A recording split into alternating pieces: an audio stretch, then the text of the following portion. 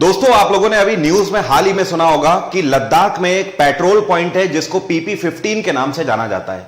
यह जमीन का वो एक हिस्सा है जहां पर अभी कुछ टाइम पहले जुलाई के महीने में चाइनीज आर्मी और इंडियन आर्मी दोनों पेट्रोलिंग करते हुए आमने सामने आ गए। और फाइनली अभी कल के दिन ऐसा हुआ है कि दोनों ही आर्मी ने वहां पर डिसएंगेजमेंट अपना कर दिया है, मतलब वहां से विड्रॉल कर दिया है और दोनों ही पेट्रोल पार्टी 20-20 किलोमीटर पीछे की तरफ चली आई है। ऐसा आपने पहली बार नहीं सुना है, कई बार सुना होगा। पिछले कुछ टाइम से लगातार ऐसा चलता चला आ रहा है जब से गलवान वैली वाला वो इंसिडेंस हुआ है। सारी चीजों को जानेंगे कि क्या प्रॉब्लम चल रही है, लेकिन शुरू से इस कहानी को एक बार मैं रिवाइंड करूंगा। मैं हूं वरुण अवस्थी, आप सभी का जीएस गुरु एक बार फिर से आपका एक बेहतरीन सेशन में और नॉलेजेबल सेशन में आपका वेलकम करता हूं। देखिए दोस्तों, यहां पर जो आपको दिखाई दे रहा है ये मैप है, भारत का ऊपरी मैप है जहां पर हम लोग चाइना से अपना बॉर्डर शेयर करते हैं। इस मैप में जब आप खास तरीके से देखोगे तो जो आपको ऑरेंज वाला हिस्सा दिखाई दे रहा है, जैसे कि ये वाला वो बॉर्डर है जो कि हम चाइना के साथ शेयर कर रहे हैं। और चाहे अगर हम इस बॉर्डर की भी बात कर ले जो कि अरुणाचल प्रदेश वाला हिस्सा है, ये भी हम लोग मेनली चाइना के साथ ही शेयर कर रहे हैं। इन दोनों ही हिस्सों में ज्यादातर जगहों में लैंड डिस्प्यूटेड है भारत और चाइना के बीच में। हालांकि पाकिस्तान के साथ भी हम सीमा रेखा को शेयर करते हैं, बांग्लादेश के साथ भी हम लोग सीमा रेखा को शेयर करते हैं, लेकिन उनकी सीमा रेखा में हमारे डिस्प्यूट्स उतने नहीं है। लेकिन चाइना के साथ जितनी भी सीमा रेखा डिस्प्यूट है वो 100 में से 80% जमीन में है। चाइना के साथ आप ये मान लो कि 3488 किलोमीटर का टोटल बॉर्डर हम लोग शेयर कर रहे हैं, जिसमें से 80% जमीन में डिस्प्यूट है। ऐसा है क्यों? उसका एक सबसे बड़ा कारण है, ये जितनी भी जमीन है इस सभी जमीन पर कहीं ना कहीं लेक्स हैं, बहुत सारी नदियां हैं, बहुत सारे ग्लेशियर्स हैं। और हमारी जो सीमा रेखा तय करी गई है वो नदियों के आधार पर, लेक्स के आधार पर, ग्लेशियर्स के आधार पर तय करी गई है। अब लेक्स का सिकुड़ना और एक्सपेंड होना चलता रहता है, नदियां भी कभी सिकुड़ती हैं, कभी एक्सपेंड होती हैं, और ग्लेशियर्स भी कभी पिघलते हैं तो कभी बनते हैं, जिसकी वजह से यह डिस्प्यूट और ज्यादा बढ़ जाता है और सीमा रेखा कभी ना कभी आगे पीछे इस तरीके से डिसाइड होने के चक्कर में डिस्प्यूट हो जाते हैं। फिलहाल आते हैं पॉइंट पर।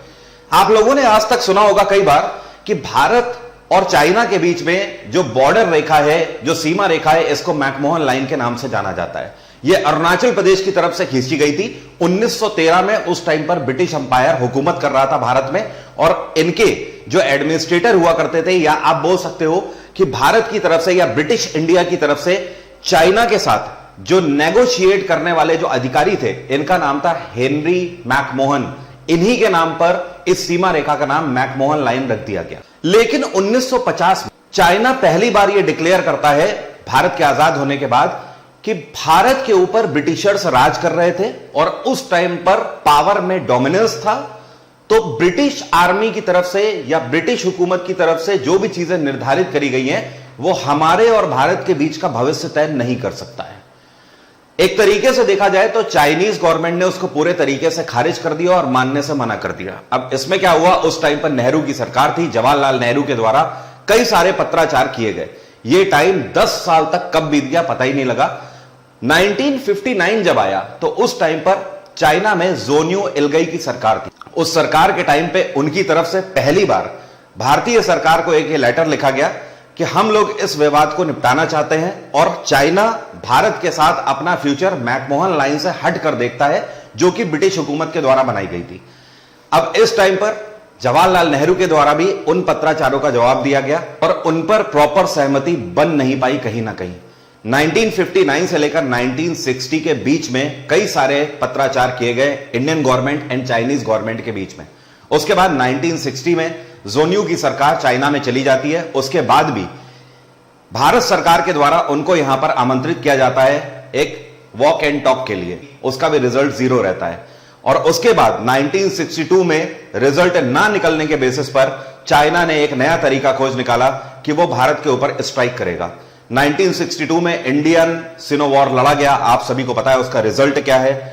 भारत आखिरकार वो युद्ध हार गया, क्योंकि उसमें इंडियन आर्मी के साथ जो फॉर्मल टॉक चल रही थी उसको नजरअंदाज करते हुए बैक स्टेप से स्ट्राइक किया गया था इंडियन आर्मी के ऊपर, और इसकी वजह से इंडियन आर्मी वहां पर डिफीट हो गई। 1962 के बाद 1975 के बीच में, 1962 से 75 के बीच में इस तरीके की घटनाएं कई बार देखने को मिली, जब चाइनीज आर्मी ने यहां पर अपना डोमिनेंस दिखाने की कोशिश करी सीमा रेखाओं पर और अपनी तरफ से सीमा रेखा निर्धारित करने की कोशिश करी। लेकिन 1975 से लेकर 2020 तक कोई भी ऐसा बड़ा इंसिडेंस नहीं हुआ कि भारत और चाइनीज आर्मी के बीच में कोई भी ऐसा डिस्प्यूट हो जाए जिसकी वजह से इतना सारा तंज सामने आ जाए। लेकिन आखिरकार एक बहुत बड़ा डिस्प्यूट 2020 में गलवान वैली में हो ही गया, जिसकी किसी को आशंका भी नहीं थी और यह अचानक से एक दिन होगी। मेन यहां पर बात करते हैं कि एक्चुअली मुद्दा है क्या, जहां पर अभी PP-15 पॉइंट से पीछे कर दिया गया है दोनों सेनाओं को, दोनों के म्यूचुअल टॉक के आधार पर। देखिए ये जो आपको मैप दिखाई दे रहा है, इसमें अगर अभी आपको कुछ खास ऐसा नहीं दिखाई दे रहा होगा, जो ये आपको रेड लाइन जाती हुई दिखाई दे रही है,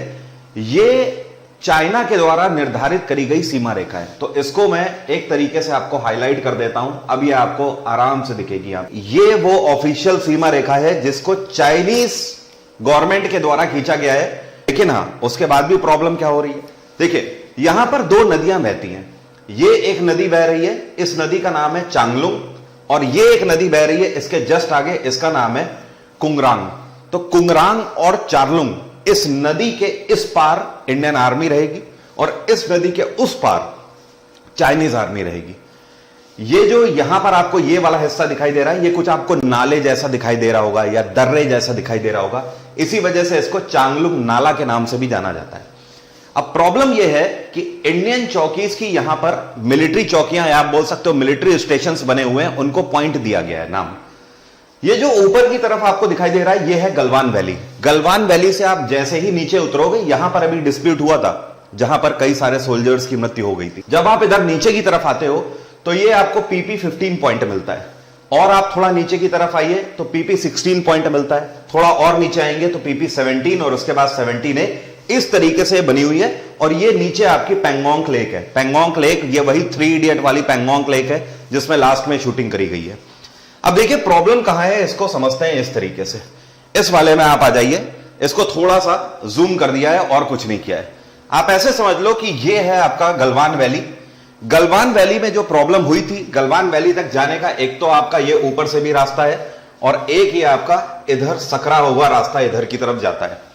अभी क्या है कि इंडियन आर्मी जो है वो इस चौकी में भी है और इस चौकी में भी थी। लेकिन प्रॉब्लम कहां पर हो जाती है समझ लीजिए। ये जो लाइन जा रही है रेड वाली, ये PP-15 के पास से होकर जा रही है, इस तरीके से रेड वाली लाइन निकल जा रही है, आप देख रहे हो, ठीक है। ये तो ये PP-15 चौकी के पास, और यही रीजन है कि वहां पर, क्योंकि वो उनकी सीमा रेखा है जो उन्होंने डिसाइड करी है, तो वहां पर उनकी आर्मी और PP-15 में अपनी इंडियन आर्मी, दोनों के बीच में गर्मा गर्मी हो गई इसी जुलाई 2022 में, और दोनों सेनाएं आमने सामने आ गई, जिसकी वजह से 2 महीने लग गए ये सारी चीजें सॉर्ट आउट करने में।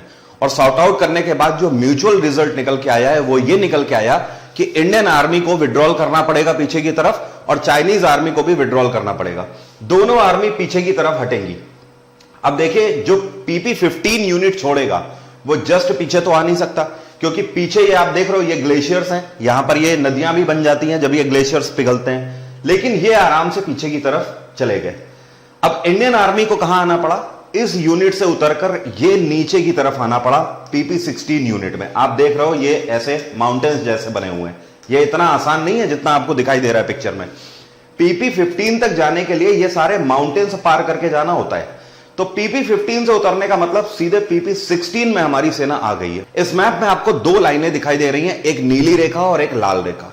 जो नीली रेखा आपको दिखाई दे रही है इसी को एक्चुअल LAC माना गया था, लाइन ऑफ एक्चुअल कंट्रोल बोला जाता है, जो कि चाइनीज आर्मी और इंडियन आर्मी दोनों के द्वारा म्यूचुअल अंडरस्टैंडिंग से तय किया गया था कि आप इसके आगे नहीं आओगे और हम उसके आगे नहीं जाएंगे। लेकिन जो आपको लाल वाली रेखा दिख रही है आज की डेट में, यह पोजीशन है चाइनीज आर्मी की। मतलब अब आप खुद देखिए, यहां पर इधर है चाइना और इधर है भारत। अब उधर से अगर चाइनीज आर्मी ऑपरेट कर रही है तो ज्यादातर हिस्सों में इसमें आपको देखने को मिल जाएगा कि नीली रेखा पार करके चाइनीज आर्मी अपनी पोजीशन बनाकर बैठी है। यह गलवान वैली की पोजीशन है जो कि उन्होंने एंटर करके बना ली है। यहां पर भी आप देखिए ये LAC को क्रॉस करके यहां तक आगे आ गए हैं। इसके बाद यहां पर भी आप देखिए कि ये यहां से LAC को क्रॉस कर गए हैं और इतना आगे आ गए हैं यहां पर, और फिर आप देख सकते हो इस पॉइंट से यहां तक ये आगे आ गए, और इसके बाद ये नीचे वाले पॉइंट पर तो आ गई हैं, पेंगोंग लेक के पास ये आ चुकी। कि ये जो प्रॉब्लम्स हो रही हैं ये उन पॉइंट्स पर हो रही हैं जिन पॉइंट्स पर LAC और चाइनीज आर्मी ने जहां पर LAC की हदें पार करी हैं वो दोनों ऐसे क्रॉस कर रही हैं। जैसे कि एग्जाम्पल पे अगर आप देखो तो ये पॉइंट पर हमारी प्रॉब्लम हुई थी, पहले PP14 में हुई थी।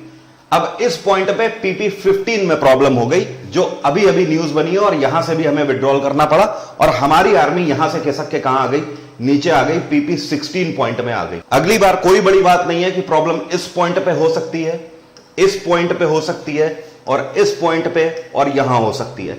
तो ये वो सारे पॉइंट हैं जहां पर प्रॉब्लम्स देखने को मिल रही है। इससे पहले PP14 में इसीलिए प्रॉब्लम हुई थी कि वहां पर क्या हो रही है, दोनों लाइंस क्रॉस कर गई है। इसके अलावा एक इंटरेस्टिंग फैक्ट है जो जल्दी से बहुत सारे लोगों को पता नहीं होता है। वो इंटरेस्टिंग फैक्ट ये है कि आप लोगों ने गलवान वैली की जो पिक्चर्स आई थी उसमें देखा होगा कि दोनों आर्मी की तरफ से क्लब्स और लाठी डंडे का यूज किया जा रहा था। ऐसा क्यों? दोनों की तरफ से वेपन्स का यूज क्यों नहीं किया जा रहा था? आर्मीज के पास तो वेपन्स होते ही होते हैं। तो ध्यान रखिए, 1996 में भारत और चाइना के बीच में एक एग्रीमेंट पैक्ट पर साइन किया गया था। वो एग्रीमेंट पैक्ट यह था कि LAC के 10 किलोमीटर पीछे दोनों आर्मीज, मतलब कहने का जैसे मान लीजिए ये LAC है तो इधर है इंडिया और इधर है चाइना, तो 10 किलोमीटर इधर से इधर और 10 किलोमीटर इधर से इधर, इतनी सीमा रेखा के अंदर कोई भी वेपन्स लेकर पेट्रोल भी नहीं कर सकता है। मतलब कहने का अगर आप गश्त लगाने जाएंगे तो भी पेट्रोल लेकर नहीं, क्लब्स या फिर लाठी डंडे लेकर ही आप पेट्रोल कर सकते हो, सिर्फ पेट्रोलिंग एरिया में भी। तो ये एक एग्रीमेंट है जिसकी वजह से इन एरियाज में दोनों में से कोई भी सेना वेपन्स का यूज नहीं करते हैं। अपार्ट फ्रॉम दिस अगर बात करी जाए तो अगर पेंगोंग लेक की हम बात करें तो वहां पर भी स्थिति दूसरी हो चुकी है। पेंगोंग लेक तक अभी तक क्या होता था कि ये है पेंगोंग लेक, इधर है इंडिया और इधर है चाइना। लेकिन अभी क्या है कि इन्होंने पेंगोंग लेक में सकरा रास्ता देखकर वहां पर अपना ब्रिज भी बना लिया है। तो ये भी अपने आप में एक टेंशन वाली बात है। तो चाइना का जो ये नेचर है, ये जो डुअल स्टैंडर्ड आपको दिखाई दे रहा है कि उसके टॉक में जो बात आती है वो मैकमोहन को नहीं मान रहा है, दैट इज ओके, चलिए ठीक है, उसका तर्क वहां पर समझ आता है। लेकिन LAC उसके और इंडियन आर्मी के बीच में म्यूचुअल अंडरस्टैंडिंग के तहत तैयार करी गई है, वो उसको भी अब मानने को तैयार नहीं है। आज की डेट में हम लोग न्यूज कुछ इस तरीके से पढ़ते हैं कि चाइना भारत की सीमा रेखा से पीछे हट गया या फिर चाइना सीमा रेखा छोड़कर पीछे हट गया, लेकिन हम लोग उसका दूसरा पहलू नहीं देखते हैं। जी हां, यह बात सत्य है कि चाइना भारत की सीमा रेखा से 20 किलोमीटर पीछे हटा, लेकिन दूसरी तरफ यह भी सत्य है कि भारत अपनी सीमा रेखा से 20 किलोमीटर पीछे हटा। चाइना हमारी जमीन से पीछे हटा, लेकिन हम भी हमारी जमीन से पीछे हटे। अंतर यह है, इसको सोच के देखने की जरूरत है।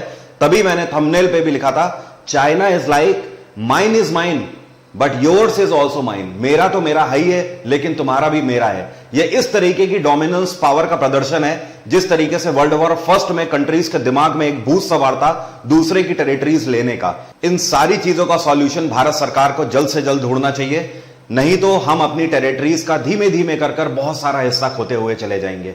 भारत सरकार को यहां पर थोड़ा सा एग्रेसिव रवैया अपनाना चाहिए, जिस तरीके से चाइनीज गवर्नमेंट हमेशा करती है। एग्रेशन के साथ वो अपने टेरिटरीज पॉइंट ऑफ व्यू पे आते हैं।